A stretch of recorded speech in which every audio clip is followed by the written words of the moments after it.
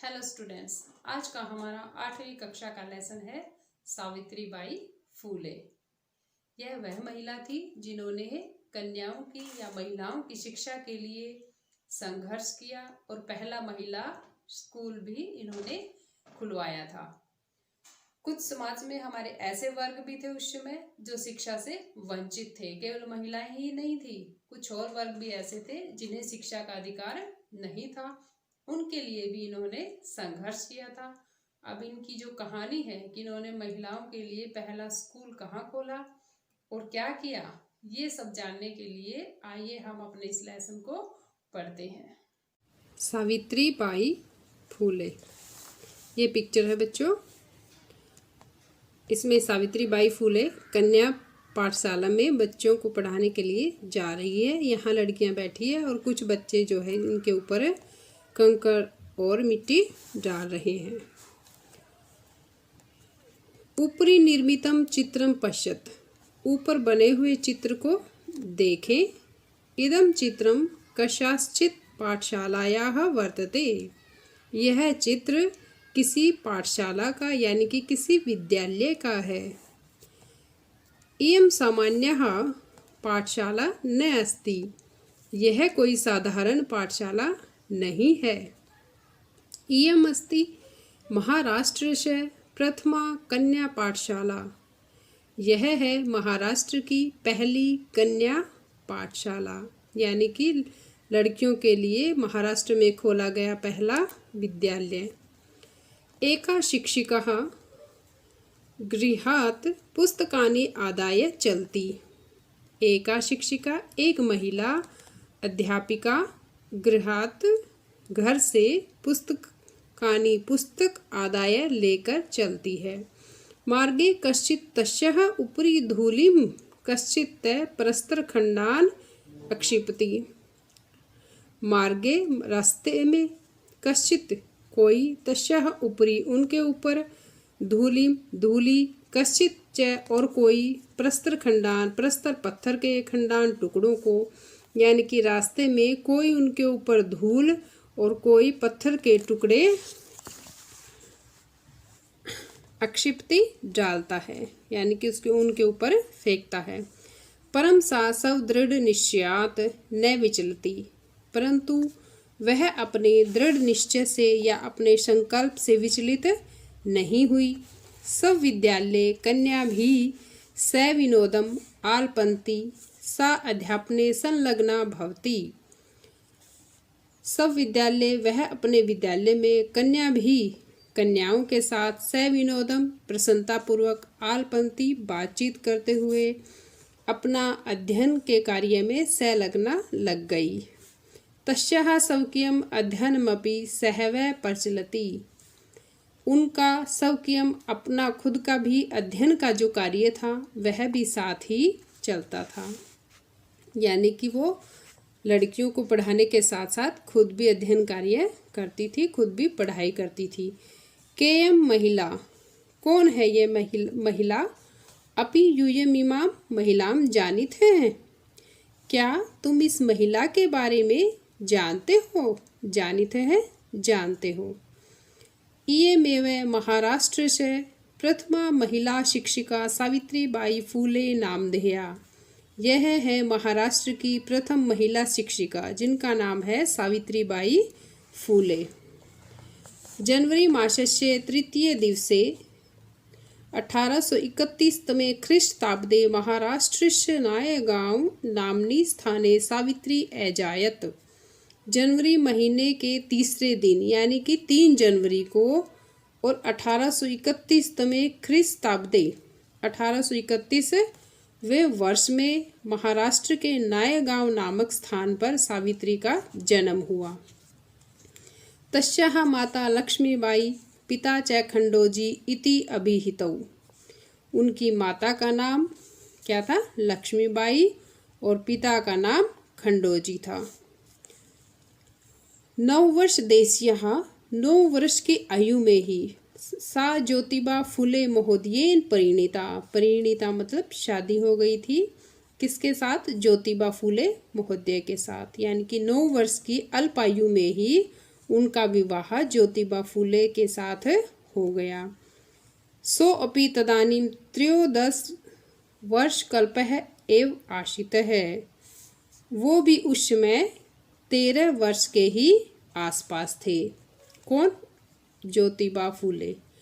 यतो हि सः स्त्रीशिक्षायाः प्रबलः समर्थकः आसीतः। और वो भी स्त्री शिक्षा के प्रबल समर्थक थे। यानी कि जो ज्योतिबा फूले हैं वो भी चाहते थे कि स्त्रियों को शिक्षा मिलनी चाहिए। अतः सावित्र्या मनसि स्थिता अध्ययन अभिलाषा उत्साहं प्राप्तवती। इसलिए सावित्री के जो मन की स्थिति थी, उसका अध्ययन करने की जो इच्छा थी, उसको प्रोत्साहन मिला। यानी कि उसका जो पति था ज्योतिबा फूले, वो भी चाहता था कि स्त्रियां जो है, लड़कियां, वो पढ़े, और इसी कारण से सावित्री को भी इसमें मदद मिली अध्ययन करने में। इतः परं सा स आग्रहम् आंग्ल भाषाया अपि अध्ययनं कृतवती। इसके पश्चात सा मतलब कौन? सावित्री ने अनुग्रहपूर्वक अनुग्रहपूर्वक आंग्लम भाषा, आंग्लम होती है अंग्रेजी भाषा, अपि अध्ययनम कृतवती का अध्ययन किया। 1848 तमे ख्रीस्ताब्दे। इस तरह बच्चों, अगर आपको दिक्कत आ रही है सन याद करने में, तो आप यहाँ पेंसिल से इनके साथ में लिख सकते हो, जिससे पाठ याद करते हुए सन अपने आप याद हो जाएंगे, फिर दिक्कत नहीं होगी अभ्यास कार्य करते हुए। 1848 में ख्रीस्ताब्दे पुणे नगरे सावित्री ज्योतिबा महोदयेन सह कन्यानां कृते प्रदेशस्य प्रथमं विद्यालयम् आरभत। 1848 ईस्वी में पुणे नगर में सावित्री ने ज्योतिबा महोदय के साथ कन्याओं के लिए प्रदेश में पहला विद्यालय आरंभ किया। तदानीं सा केवलं 17 वर्षीया आसीत्। उस समय वह केवल 17 वर्ष की थी। 1851 तमे ख्रीस्ताब्दे अस्पृश्यत्वात् तिरस्कृतस्य समुदायस्य बालिकानां कृते पृथक्तया अपरः विद्यालयः प्रारब्धः। उसके पश्चात 1851 ईस्वी में अस्पृश्यता के कारण तिरस्कृत यानी कि अपमानित समुदाय की बालिकाओं के लिए एक दूसरे अलग से विद्यालय की शुरुआत की। श्री गणेश क्या मतलब प्रारंभ किया। 1848 में तो उन्होंने पुणे नगर में ज्योतिबा महोदय के साथ कन्याओं के लिए एक विद्यालय प्रारंभ किया, पहला। लेकिन उस समय छुआछूत या ऊंच नीच की भावनाएं भी बहुत ज़्यादा थी। इसी कारण से जो तिरस्कृत समुदाय थे या फिर जो जिनको छोटे लोग कहा जाता था, उनके लिए यानी कि उनकी बालिकाओं के लिए, लड़कियों के लिए एक अलग से विद्यालय की भी शुरुआत की गई ताकि वो बच्चे भी पढ़ सके। सामाजिक कुरीति नाम सावित्री मुखरम विरोधम अकरोत्। सामाजिक कुरीतियों का या बुराइयों का सावित्री ने मुखर होकर विरोध किया, यानी कि प्रबल विरोध किया। शिरोमुंडनस्य निराकरणाय सा साक्षात नापितै मिलितः। शिरोमुंडनस्य, सिर को मूंडने का निराकरण करने के लिए वह साक्षात नापितै, नाइयों से मिली। शिरोमुंडन कैसे? विधवा नाम, विधवाओं का। पहले क्या होता था कि जो स्त्रियां विधवा हो जाती थी, यानी कि जिनका पति मर जाता था, उनको सिर से गंजा कर दिया जाता था, यानी कि सिरमुंडन होता था। और उस प्रथा को रोकने के लिए सावित्री जो है सीधे नाइयों के पास जाके उनसे मिली, ताकि नाई अगर बाल नहीं काटेगा तो फिर ये प्रथा जो है ये खत्म हो जाएगी। फलतः केचन नापितः अस्यां रूढ़ौ सहभागिताम् अत्यजत। जिसके फलस्वरूप अनेक नाइयों ने इस रूढ़िबद्ध धारणा में इसको विरोध करने में उनका साथ दिया। एकदा सावित्र्याः मार्गे दृष्टं यत् कूपं निक्षा शीर्णवस्त्रावृतः तथा कथितः निम्नजातीयः कश्चित् न आर्यः जलं पातुं याचन्ते स्म। एकदा सावित्र्याः, एक बार सावित्री ने मार्गे रास्ते में दृष्टम देखा यत् कूपम निक्षः कि कुएं के नजदीक जो है शीर्ण वस्त्रावृतः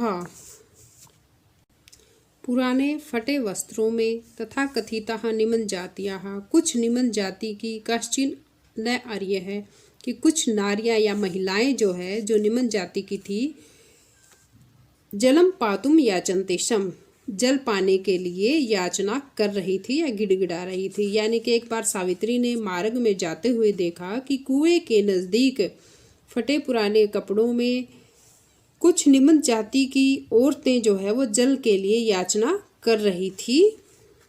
उच्च वर्गीयः उपहासं कुर्वन्त्यः कूपात् जलोद्धरणम् अवारणयन्।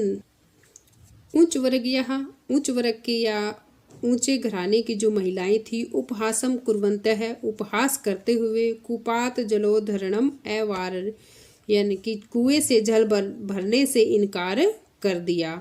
सावित्री एतत् अपमानम सोढ़ुम न शक्नोतः सावित्री जो है उन स्त्रियों का अपमान सहन नहीं कर पाई या सावित्री से ये सब देखा नहीं गया। अपमानम सोढ़ुम न शक्नोतः कि उनका अपमान उससे देखा नहीं गया। सा ताः स्त्रियः निजगृहं नीतवती वह उन स्त्रियों को अपने घर ले गई।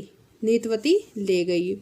तडागम दर्शयित्वा एकथयत तालाब दिखाकर कहा च यत् स्थेष्ठम जलम नयत कि जितनी इच्छा हो यथेष्टम जितनी इच्छा है जलम नयत पानी ले जाओ।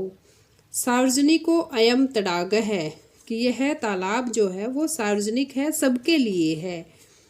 अस्मात् जल ग्रहणे न अस्ति जाति बंधनम कि यहाँ पानी भरने के लिए जल लेने के लिए कोई भी जाति बंधन नहीं है। तया मनुष्याणां समानतायाः स्वतंत्रतायाश्च पक्षः सर्वदा सर्वथा समर्थितः। तया मनुष्याणाम उसने मनुष्यों की समानता स्वतंत्रतायाश्च स्वतंत्रता पक्ष का सर्वदा हमेशा हर जगह समर्थन किया है। महिला सेवा मंडल शिशु हत्या प्रतिबंधक गृहम इत्यादीनां संस्थानां स्थापनायां फूले दंपत्योः अवदानम महत्वपूर्णम। महिला सेवा मंडल शिशु हत्या प्रतिबंध होता है रोक लगाना, प्रतिबंध गहर इत्यादि नाम आदि संस्थाओं की स्थापना में फूले दंपत्ति का यानी कि दोनों पति पत्नी का अवदानम महत्वपूर्णम योगदान जो है वो महत्वपूर्ण रहा है। यानी कि महिला सेवा मंडल शिशु हत्या प्रतिबंध घर आदि संस्थाओं की स्थापना में फूले दंपत्ति ने महत्वपूर्ण योगदान दिया या उनमें भाग लिया। सत्यशोधक मंडलस्य गतिविधिषु अपि सावित्री अतीव सक्रियः आसीत्। सत्यशोधक मंडल की गतिविधियों में भी सावित्री बाई ने अति सक्रियता से भाग लिया। यानी कि सत्यशोधक मंडल की जो गतिविधियां थी जो उनका कार्य था उसमें भी सावित्री बाई सक्रिय थी या उसमें उनके कार्यों में भी भाग लेती थी। अस्य मंडलस्य उद्देश्य आसीत् उत्पीड़ितानां समुदायानां स्वाधिकारान् प्रति जागरणम इति।